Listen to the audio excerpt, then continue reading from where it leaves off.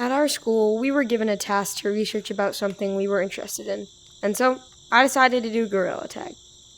Now, before I get into the video, I'm just going to ask you to like and subscribe. We just hit 100 subscribers, and our next goal is 500. It would mean the world to me if you could hit that button. But anyways, back to the video. So for the video, I'm going to be splitting this up into 3 sections, with the first being the history of Gorilla Tag, the second being how Gorilla Tag changed VR, and the last one being what Gorilla Tag and the movement itself can do for the future. Now, a lot of people at school probably don't know what Gorilla Tag is, and let me just explain it. Gorilla Tag is basically a game where instead of moving with the joysticks, you use your actual hands to move around. As you can see, I can bounce around and I actually move. Now, there are a few game modes in it. Of course, there's Tag, but let me just go over the top 2. Casual, which is basically you can play with others and practice your skills out in different maps. Just hang out. Infection, it's in the name. Whenever you tag someone, they become it, and the goal is to be the last person left. And yeah, let's get on to the first section.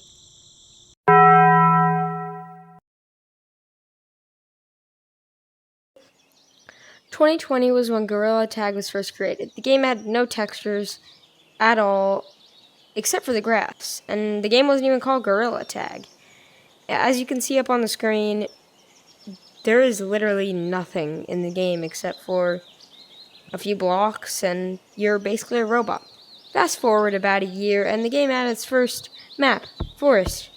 As you can see, this is Forest, current Forest. Looks pretty cool. Anyways, Forest is the only map to receive no reworks. And when I mean no reworks, I mean 0 reworks. And what are reworks, you might be asking?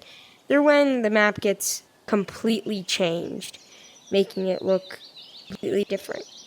And the only big difference that has ever really happened is this stump right here.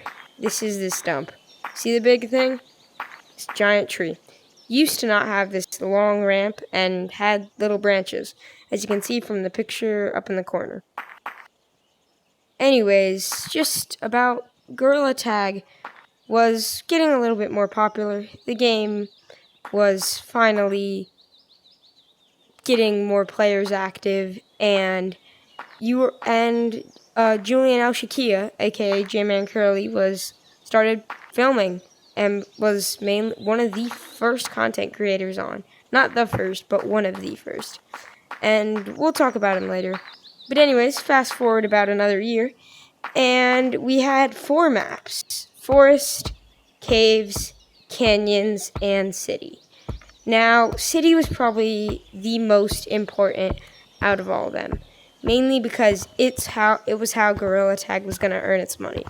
Without City, Gorilla Tag would have to be paid for, and it would be hard for them to earn money.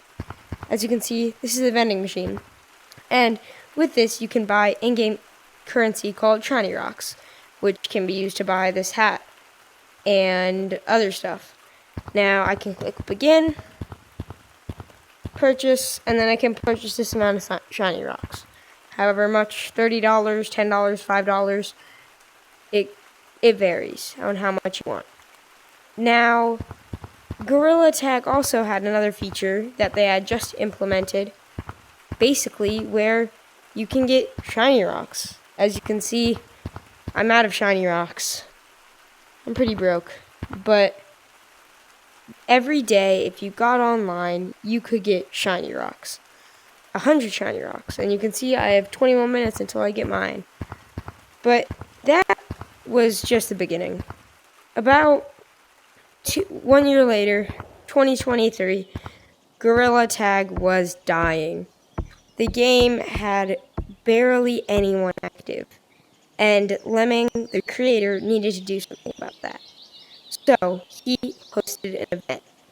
The event was called We Are VR, and the whole goal of it was to get Gorilla Tag to 250,000 players online at a time.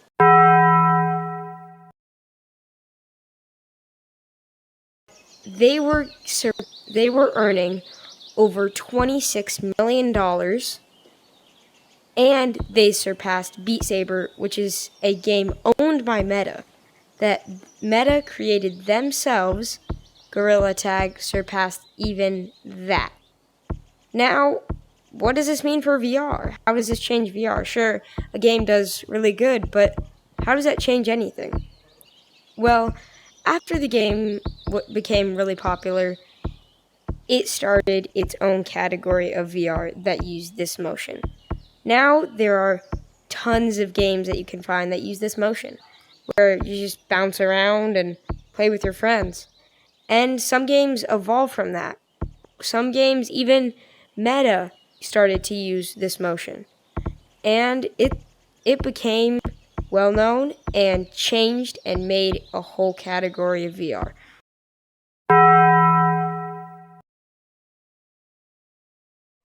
Three, two, one, cut it here. Now you might be wondering, how can Gorilla Tag help in real life? Well, it all has to do with exercise. You see, I'm type 1 diabetic, meaning I was born with diabetes, and a lot of times my blood sugar will go high, and I need exercise to get it down. You see, Gorilla Tag is a pretty good form of exercise. So, I'll get on, I'll run around, and my blood sugar goes immediately down, helping me get it down in a pretty fun way. And it also does more than just that. Even though it's not as good as running outside, lifting weights, going on treadmills, doing that form of exercise, it's still a fun way of exercise. And if that's not enough to convince you, I don't know what is. But anyways, thank you for watching, and have a good day, and bye!